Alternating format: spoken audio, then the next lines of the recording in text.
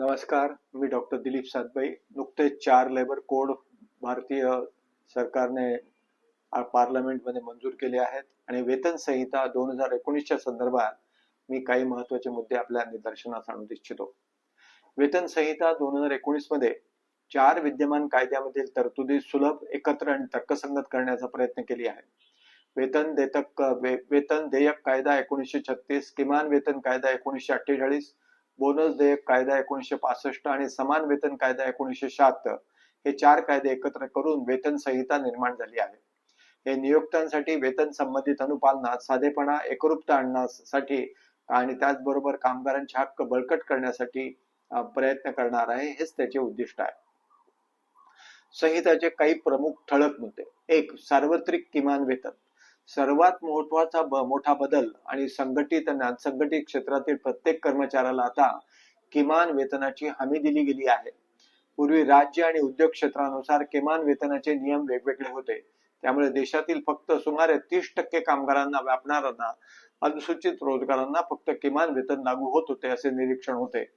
आता प्रादेशिक फरकासाठी वाव असलेल्या किमान राहणीमानाच्या आधारे सरकारद्वारे एक सार्वत्रिक स्तरावर किमान वेतन निश्चित केले जाणार आहे. वेतन निश्चितीसाठी केंद्र सरकार कामगारांच्या कौशल्य पातळी, अकुशल, कुशल, अर्धकुशल, उच्च कुशल, भौगोलिक क्षेत्रे, तापमान, आर्द्रता किंवा धोकादायक वातावरण यासारख्या नोकरीच्या परिस्थितीचा विचार करून किमान वेतन निश्चित करणार आहे. ते देशातील सर्व कामगारांना लागू होणार आहे. कोणतेही राज्य या पातळीपेक्षा कमी वेतन निश्चित करू शकणार नाही अशा स्पष्ट तरतुदी संहितेमध्ये समाविष्ट करण्यात आल्या आहेत. त्यामुळे देशभरात वेतनाची एकसमानता आणि पुरेशीता सुनिश्चित होईल. दुसरा महत्त्वाचा मुद्दा वेतन संज्ञेची व्याख्या.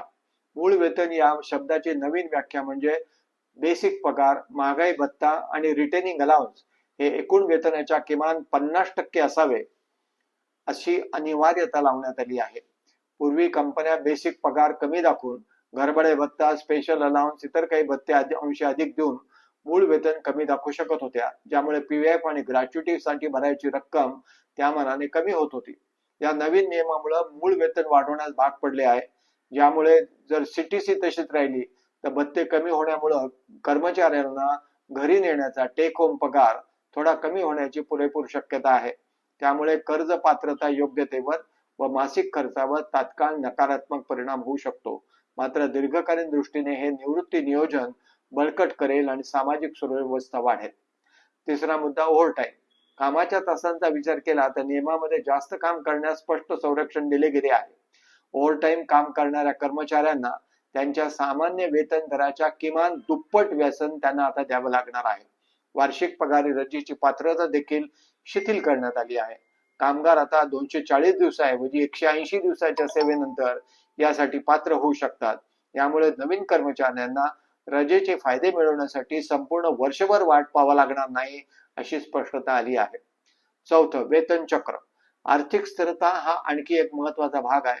नियोक्त्याने एका विशिष्ट वेळेच्या आत वेतन दिले पाहिजे, जसे की मासिक वेतन चक्रासाठी 7 दिवसाच्या आत किंवा कर्मचारी संघटना सोडल्यानंतर 2 कामकाज दिवसाच्या आत वेळेवर देयक मिळणं हे तात्पुरते कामगार आणि संघटित क्षेत्रातील कामगार दोघांनाही आता फायदेशीर ठरणार आहे अशी अपेक्षा आहे. पाचवा महत्वाचा मुद्दा स्त्री पुरुष समानता. स्त्री पुरुष समानतेच्या दृष्टीने प्रगतिशील वाटचाल करताना महिला सर्व क्षेत्रांमध्ये रात्रीच्या पाळीमध्ये काम करू शकतात जर त्यांनी तशी संमती दिली तर.